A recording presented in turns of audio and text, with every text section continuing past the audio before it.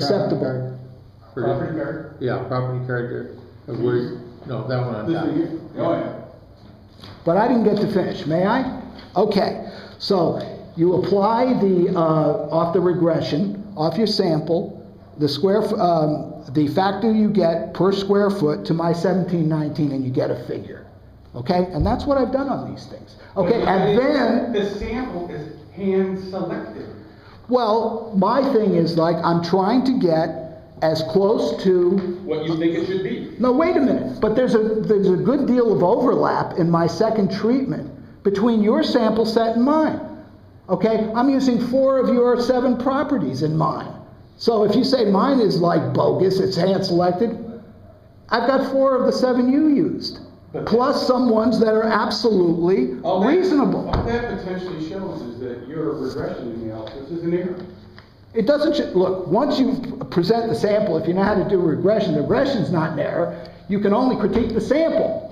If you know how to run a regression, you can't, it's like 2 + 2 = 4. You may not like it, but it does. Once you apply, unless you're saying, I don't know how to do a regression. But I've got my regression. I don't know how to do a regression of those 10 samples. So it's not the regression result that's an error. You're challenging my sample. But I don't see how you can say my sample isn't at least as valid as yours, if not more. And what do the guidelines say? Yeah, maybe I do agree that maybe your sample, excluding the Village of Homeworkers, you will never convince me. Okay, fine. Those are counted. Exclude Okay, it. so then we've got at least 3 samples that we agree on, right? In terms of the 5. Yeah, 3. That makes, you see immediately what that does to the valuation. Okay, so if we have 3 that we feel are relatively good ones to work with. For their side, and these are the ones in my sales comparison is our side. Now, did we agree that the Hoffman, we'll kick that out? He kicked it out and put it back in. No, I didn't put the No, document we down. kicked that out, and the 900 we kicked out. So I don't agree with The 900. But I included the 900 in my second treatment, David. Yeah. It's in there. So that's it. And the ward, there's no reason to be kicked out. And I included that in my second treatment, and the row property, okay, was in both of my treatments. So the only one of your Kyler treatments I kicked out was the Huffman. Is that arbitrary? We all said this. We agreed it was out. So So, the other thing is the issue of the floodplain, which we talked about. The house is not in the floodplain. The map shows that. The house is not, that is correct. But you're also putting valuation on a lot of my residual acres. So, Yeah. But here's the thing. I don't. Here's the thing. That's not the thing. The thing is, it's not the flood Not zone. floodplain. You But- don't need flood insurance on the property because the structures are not in the flood zone. But here's the thing, what you don't know, when there was a flood, okay, even the floodplain understates it, the FEMA designation, because we Well, were that's- flooded. Okay, but here's the thing, that's Dave. FEMA. Here's the thing. Okay, if you look at my 10 I haven't sample, seen it. I don't have a copy. if you look at my 10 sample thing, you'll see that I added your $19,000 for the land verbatim off the top in there to the valuation. Oh, okay. Oh, yeah. And you're at 60. And then I made a $1,300 downward adjustment in the land just for that, Just for the heck of it, and then 10,000. Just because I thought, And 10,000 for the roof. yeah, Yeah. the So roof, you're the saying leach that- field, and I also supplied you with, so I didn't replace my roof, walk through or not, because we gave you a CD. Oh, yeah, That I stuff know. is dated. You can see we didn't put on a new roof. And that's why we made an adjustment, negative 3,000. Okay, but there's also the leach field, which affects, that would be a seller concession to market value if the thing was on the market. I also, those things showed you that the front house, front portion of the shack has no foundation. So your analysis shows So nothing about the $10,000 or the $1,372 land adjustment. It does. Just up here, does not. No. Because that's step one. Step one, you got all this data to show. Where does your Here's step two. Where's your regression shows that roof is $10,000? Sells my, it doesn't. That doesn't exactly. That's Okay, the thing. so, but here's the thing. Okay, so this is step one. Let me get my sample. I understand. And I showed you all this in the stuff I sent you. Then next, this is based on the sample. Take the sales price minus the land. So now we're gonna. I know Okay. how you arrive at this. Okay, So these are the regression statistics. You could run it yourself because the data is here for you. Okay? So then what do? So process matters. Step 1, step 2, step 3. Step 3, I've added in your 19,000. Just right off the top, even though I think it's way too high. Okay? I made a modest 1,300 downward adjustment off that. Okay? Then I said for all of the other things, okay, let's take off 10, which I think is modest. So it's all there. It's all very logical. And so I'm glad I looked at that because your regression analysis is based on a price per square foot. Correct. Correct. So if a property had barns or no improvements, that would have a tendency to skew price per square foot. Well, here's the thing. If you get an adequate sample, you can see, because in this data sheet, I've included all the outbuildings, which vary. The question was, if there were no outbuildings, it would skew the price per square foot. Correct. Okay, that's right. Now, here's the thing. But you look at the sample, because you're saying I did this. There's 8 properties. Right. The guidelines call for 3. Why didn't you use all the properties? Because I don't have to. Because the guidelines say get at least 3 comparable properties. This is overkill, if anything. Here's the other thing. What does this thing have here? It's got outbuildings. That's not true. How many properties did you select? Regression analysis, it has to be on a statistically sound sample. And you're doing the town of Tyler 795 properties. Of which how many are comparable sales in the last 3 years? 4 at most. 3 really. 500 are residential properties approximately. You can't use an 8 sample survey. How many did you use? For this regression, 3. you do this. You did 3. 3 sales, but in this regression, to do this, the But entire sales base. but that is applying a regression to an incorrect sample. Why? Because you know a lot of those residences are like trailers. What do you call them? Double wides, trailers. There's You know, 130-some trailers. Okay. But anyway, so they don't meet the condition criteria. They don't meet the age criteria. So but those things are let into the regression. oh, so it's a multivariate regression? Okay, how do I know that the results of the parameter estimates are statistically meaningful, significant? I don't. Where is the parameter? We know that. Whereas with mine, We know that you wouldn't agree to the state of New York. no. If you They can run show, it. They run no, it. if you can show me that the parameter estimates on a multivariate regression accounting for the additional factors that you're describing are statistically significant, I have to accept it. But you've never introduced that to me. However, mine are statistically significant, because there it is, and I gave On you a price this. per square foot basis, but I don't believe, let me rephrase that. I believe your statistics on a regression on an analysis on a price per square foot of the 8 samples that you have. I'm saying, though, that 8 samples don't cut it for the town. But I'm saying, let me finish, I'm saying, a price per square foot may not be the way to, why don't you do a regression hole to hole? Oh, say that again? Do a regression hole to hole. Whole property to whole property. Letting in a variable for land. Letting in a variable for square footage. Letting in a variable for other improvements, such as garages, barns. I suppose, I mean, here's the thing. Here's the data that you have in terms of the what I consider to be the official database. You've got the land broken out, and there's good reason for that, okay? But the point is, I accepted your land figure at face value, so I don't know why we're talking about this. Okay, so we're not gonna talk about land. But Okay, what do we got left to talk about? what we got left to talk about is 2 things. Is that one is they've introduced a lot of New York State Office of Real Property Tax Office data. All right. The Syracuse Regional Office reviewed this job, reviewed the valuation, and ran tests against the predicting market value. There's ratios that they run against the values, against the time-adjusted sale prices, and you try to get a ratio of 1. That means that the valuation that is being produced here is substantiated in the market. That was all done for Kyle, using the entire base. He didn't do it. Well, no, I did it. No, They verified it. They verified And then it, they but they supplied the formula. So here's the thing. There's no thing.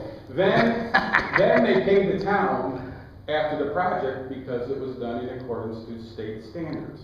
That's all been done.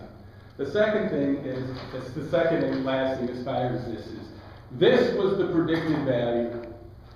Understanding the house, and the problems that it has in the past by a mass appraisal, chose the lesser of the three values.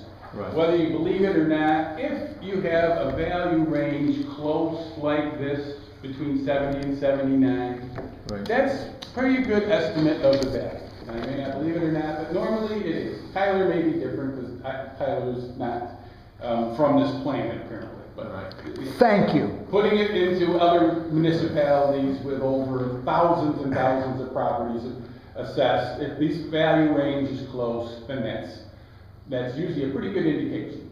Having said that, the lowest was selected after meeting with Mr. Polikoff. An additional $3,000 or 5% reduction was made for the condition changed from normal down to fair, again, without an inspection. And if you look at assessment procedures, it's not recommended to make condition changes without inspecting the property. But based on the video or the CD provided and Mr. Polikoff's rendition of the property, it was changed to fair, an additional It wasn't changed to fair condition.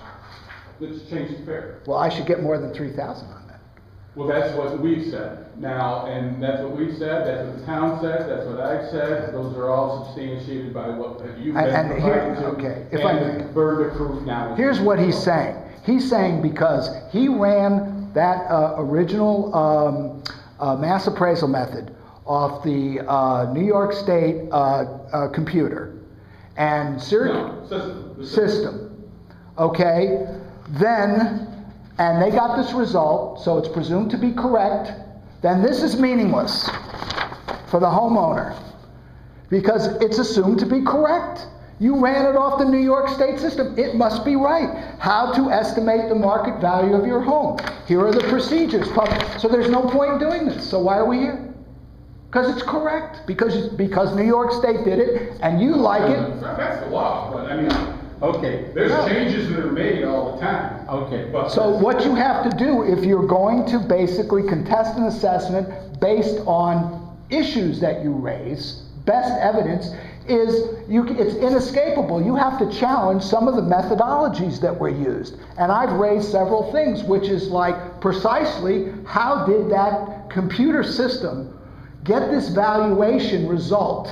And how valid is it? We can't verify that. All it's done is spit out some numbers and said, this is correct. What I'm doing is providing a basis. was that provided to the grievance board? Yes. That exact analysis? Yes. You know it was because William Barrett at Warren's initiative returned a whole packet of stuff to me. You know it included all this stuff. Okay. Yeah, and you also know, David, that they could care less. Well, no. In fact, I couldn't tell if, what's his name, Marty Young was playing with himself or his cell phone while I was talking. That's the board review, that's no control. Well, the board of review loves the word that nothing happened because there wasn't enough information. That they check that block all the time. Anyway, is there any agreement on this? No. No.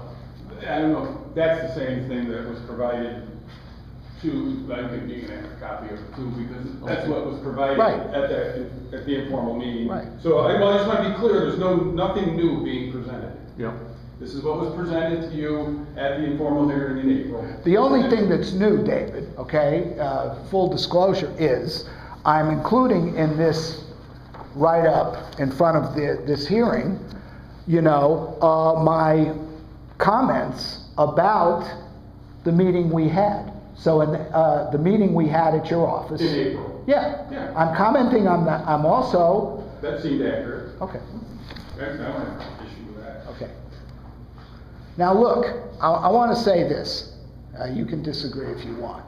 But there are times, because I have had dealings with David, and he's been a straight shooter. I don't think we agree on this. We're not going to decide this on straight shooting. No, but to me, straight shooter means that we're pretty close on the end. But the thing is, he's got an impossible situation. This is what I want to say. Right. Because New York State says with the EQ rate at 76.5 for Kyler, and he's got to do a reval. He's got to raise the town's valuation by 1/3 No. No. What I want, to get the EQ rate to 100%. How's he going to do that? He's not going to do that by lowering a whole lot of people. So he's in a bind.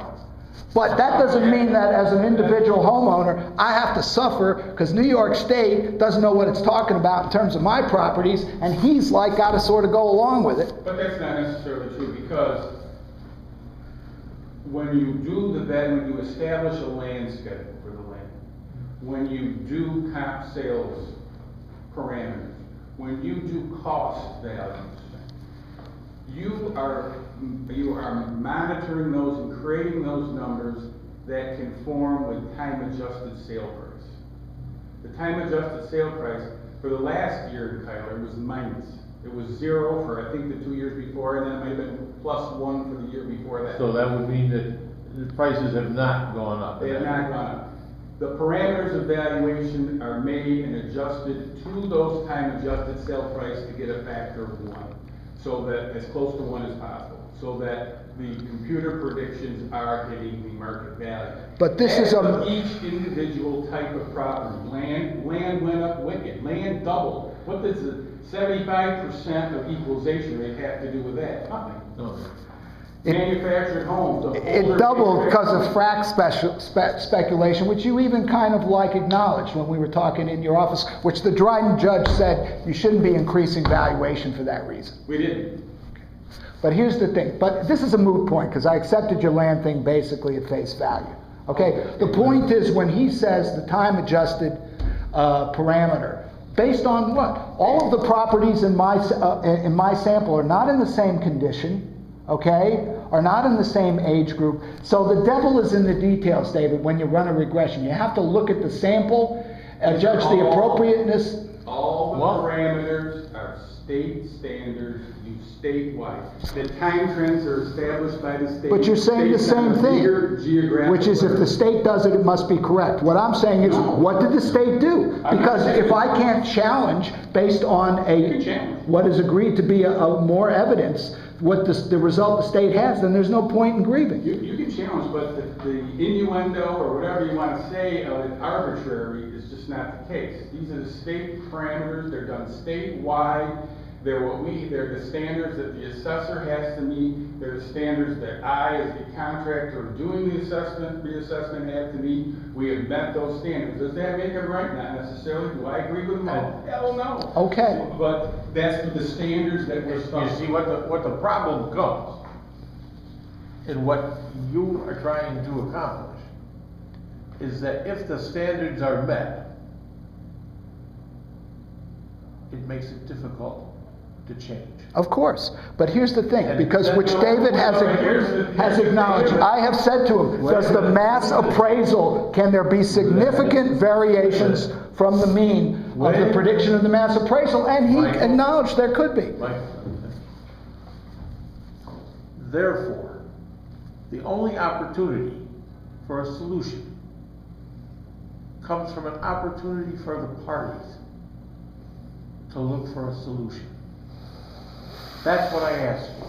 I said, is there a way that we can say yes to another figure? Wait a minute. I did this already with him. I said to him in his office, and then I'd like to add this. Well, let me finish, and sometimes silence might help. My feeling is that we ought to be able to come to an agreement between the various. I can't speak for the town. Bill can. But I'm not going to settle on this because I'll tell you why.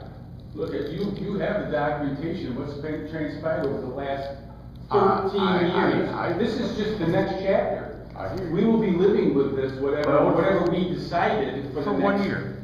Oh yeah, for 1 year, but You turn around. You think in 2016, if the When does assessor it changes change that assessment, we're not going to be sitting right here. If I don't have a case, you won't see me. Well, the case is if you agree with it.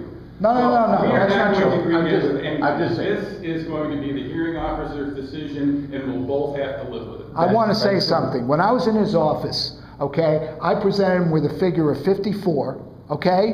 And I said, now look, I know there can be all kinds of things going on. I'm not looking, and I told him this directly, for the last dollar from you.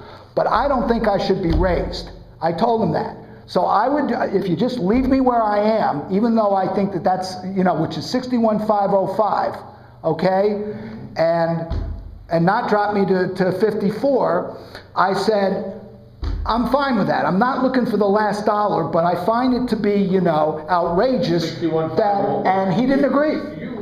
You initially did say what you were assessed for before, then you came back and said, now you were convinced it had to be less. Wait a minute, in my original document, which I can produce, I said 54, and I'll produce the document. Michael, let me ask a question.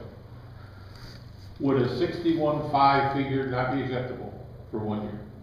That's not my decision.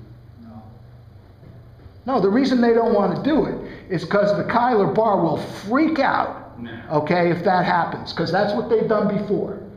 Okay, when we signed that stipulation agreement 13 years ago, they circulated the thing that I bribed you to get it. You know that's true.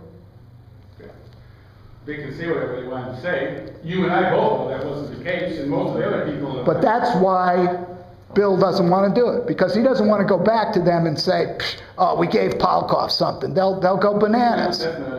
No. They have the ways to go. Okay. The board review is the last of the concerns. Right.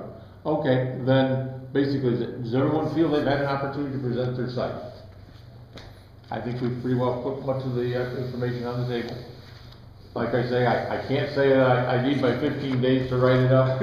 Like I said, it is short. Do not look for legal quotes and everything. And it should be able to be out within a week or so. All right, since we're not returning anything, I'd like What do you want back? like my pictures back. Look at them. Like all my stuff back. I'll leave. Oh wait, I've got to have. Yeah, you get that. I'll leave you with this souvenir. I'll autograph it Yeah, if you that's a want. souvenir. Let's see, I've got. Might be your last chance. I've got to have the case, obviously. You have my documentation there? Yes. Do you want my? Do you want this summary or no? I want everything that I can have for you. All right, just I've got to read. let me get organized. Oh, I'll let you have it. Now, what is your vacation schedule? Because my next case is with you also. Where is it? What is it? It's the lady. Nice to meet you. Yeah, what's the town? What other? Virgil, Homer. Virgil. This. Might be Homer. I'm not going to be back until the 18th of August. Okay, so you're gone from 8/1 to when? Monday's the 18th. I'll be back. 8/18. I leave 8/19. We're in trouble. I leave 8/19 through September 9th. I haven't even got that yet. I'll let you have this. Okay. It was Well, I'll be calling in a day or so. Okay. Because Oh wait, 8/1. I'll be calling you tomorrow. I talked to the tax office and they didn't know of any other filings. Yeah, I got it in the mail the other day. Okay. And it's a lady, has a real shaky signature. I had a hard time reading it. Or maybe it's a man, but I think it's a lady. And you are the assessor for the town. Okay. So I will call and tell her that we're going to put that order in September. I'll check the county clerks and see who it is. And everybody feels they've had an opportunity to present their side. I thank you for coming. It's the only way we decide things is by talking about it. Thanks, Michael. Thanks, Lou. Thanks, Steve. Good to see you again. Nice to see you.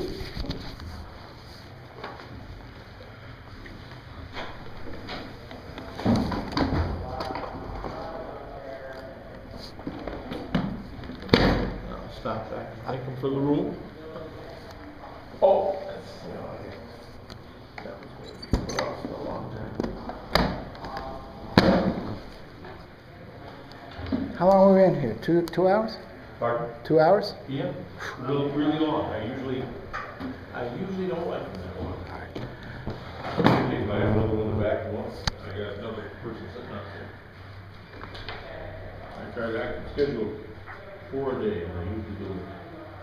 Now you notice I'm not saying anything because I don't want to break the rules here. So I'll just say so long, Warren.